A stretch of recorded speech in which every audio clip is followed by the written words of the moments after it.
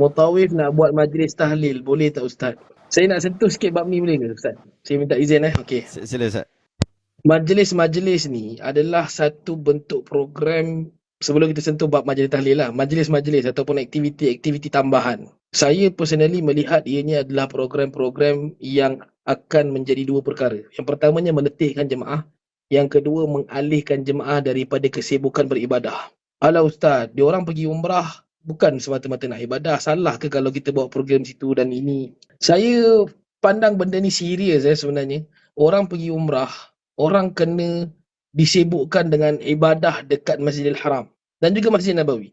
Kerana dua benda ni tak ada dekat tempat lain. So kau nak pergi makan sedap-sedap, sikit-sikit boleh lah, tapi jangan sampai tinggal waktu solat tu sampai ada orang dia buat program sampai solat pun bukan dekat Masjidil Haram dah. Solat pun dekat Ladang Tamar, solat dekat Muzdalifah. Ini satu benda yang pelik. Kita kena terapkan dekat jiwa jemaah that kita betul-betul kena appreciate kewujudan Masjidil Haram dan Masjidil Nabawi yang ada di sana dengan ibadah.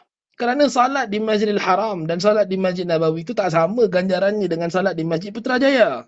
So kita kena fahamkan jemaah kat situ. Kalau nak berprogram, jangan sampai drag, sampai terlalu lama sehingga tinggal waktu salat di Masjidil Nabawi dan Masjidil Haram sehingga balik letih, tak ada masa untuk qiyamul. Pergi macam pergi Langkawi. Ini benda yang kita kena ajar jemaah. Nak sibuk, sibukkan dengan ibadah. Kau nak penat, penatkan dengan ibadah. Tak apa kalau letih sikit kali ni. Bila sebut tentang majlis tahlil, dahlah satunya program tu adalah program yang menyibukkan jemaah dan juga membuatkan jemaah tinggalkan salat di masjid. Yang penting ni.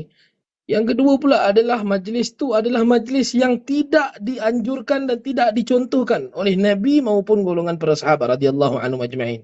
Yang ini majlis tahlil. Bertahlil beramai-ramai, berwirid beramai-ramai, membaca Al-Quran beramai-ramai. Dan ini satu benda yang saya kira sebagai satu aktiviti yang bukan daripada aktiviti keagamaan. Melainkan ianya hanyalah sekadar make up untuk marketing. Semata-mata memberi kredit kepada travel agency saja. Tidak memberi kredit kepada jemaah dari sudut ibadah yang menepati mutaba'at Rasul, menepati Nabi SAW. Allahu a'lam. Miss Hani, fadali. Okay, Assalamualaikum Ustaz. Jumpa lagi kita hari ni. Waalaikumsalam warahmatullahi. Okay, saya berminat dengan soalan badal haji ni sebab last masa arwah ayah saya meninggal tahun 2020, tahun COVID, tapi dia bukan meninggal sebab COVID lah.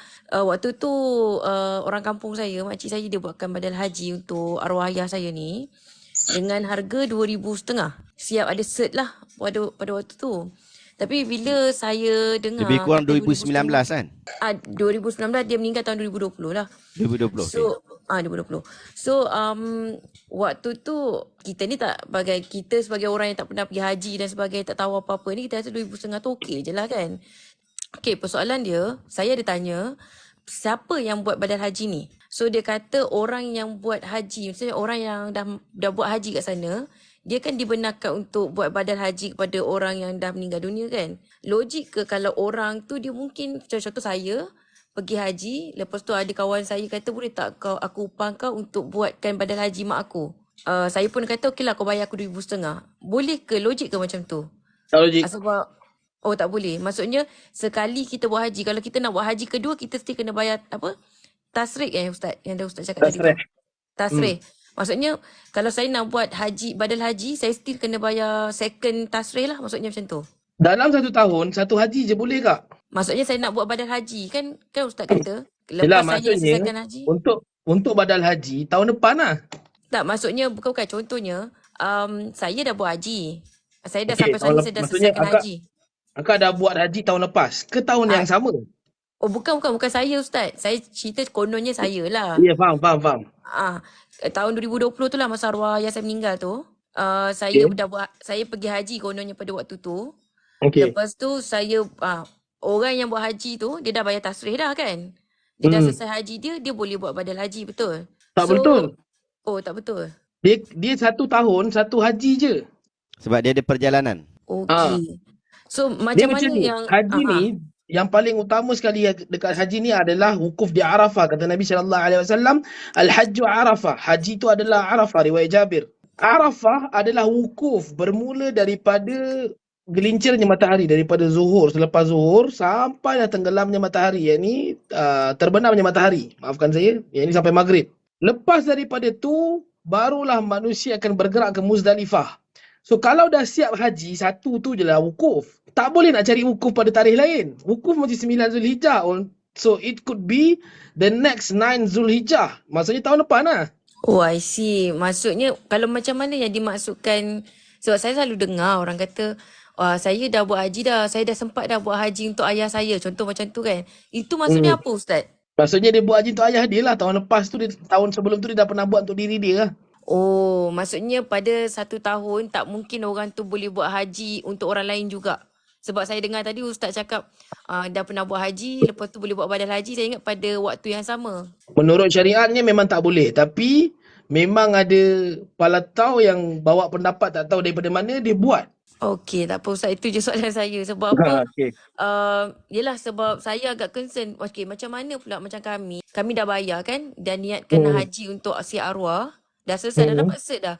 So, macam mana pula dengan macam mana hukum dia tu macam mana Ustaz? Adakah sebenarnya buat ke tak buat ke macam mana tu Ustaz? Dah selesai ke haji si arwah ni yang macam tu? Saranan saya, doalah dengan Allah supaya orang tu buat dan pahala itu sampai kepada si mati. Okey, baik Ustaz. Terima kasih banyak. Benda dah bayar dah Kak. Pening kan pun tak boleh nak cakap apa juga. Yelah sebab persoalan macam ni kadang mencetuskan pertanyaan untuk kita lah. So lepas ni kita lebih berhati-hati. Betul. Kita memang kena berhati-hati. Sebenarnya sesi ni adalah sesi untuk orang yang belum bertindak apa-apa. Kalau dah bayar tu, sebenarnya nak cakap macam mana. Okey Ustaz, terima kasih Ustaz. Terima kasih Ustaz Sama Syah. Kak. Clear. Alhamdulillah. Sorry Kak Azwani tunggu lama. Okey, silakan Syazwani. Syazwani. Assalamualaikum Ustaz. Waalaikumsalam warahmatullahi. Okay, saya nak tanya pasal badal umrah. Ada ke sebenarnya? Sebab yang biasa saya dengar badal haji. Jadi badal umrah tu sebenarnya ada tak? Lepas tu kalau ada, betul ke? Sebab saya tengok ada yang komen tadi, dia kata badal umrah ni boleh buat sampai 10 orang sekali badal umrah tu. Betul kan saya kalau saya salah? Badal haji kalau nak buat sekali badal haji tu untuk seorang saja, betul tak? Okey, itu soalan saya. Soalan yang pertama, adakah wujudnya ibadah badal umrah? Soalan yang kedua, badal umrah ni boleh buat untuk berapa orang? Sebelum saya jawab, saya nak terangkan dulu. Haji dia berkait dengan hari-hari tertentu. Ayyaman ma'dudat. Dia ada hari-hari yang tertentu, yang ditentukan, kena buat dalam waktu itu. Faman ta'ajjala fi yawmaini fala ithma alaih, wa man ta'akhkhara fala ithma alaih. Siapa yang nak selesaikan pada 12 Zulhijjah boleh, nak tunggu sampai 13 Zulhijjah juga boleh. Baik. So haji dia ada hari-hari tertentu. Namun umrah dia tidak ada apa pun hari untuk ditetapkan. Waktu bila tidak ada ditetapkan. Dia boleh buat pada bila-bila masa. Okey? Dan umrah, untuk satu umrah dia memang boleh buat untuk satu orang saja. Sama ada untuk dirinya ataupun untuk orang lain. Dia boleh buat begitu. Dia tidak ada ditetapkan waktu. Maksudnya dalam satu hari dia boleh buat 8 kali umrah kalau dia mampu. Namun kita kena faham that ianya terikat dengan contoh Nabi SAW di mana Nabi melaksanakan umrah dalam satu musafir hanya sekali umrah. Bukannya pergi satu umrah tapi buat 3 kali umrah, 5 kali umrah macam yang kebanyakan travel iklankan tu.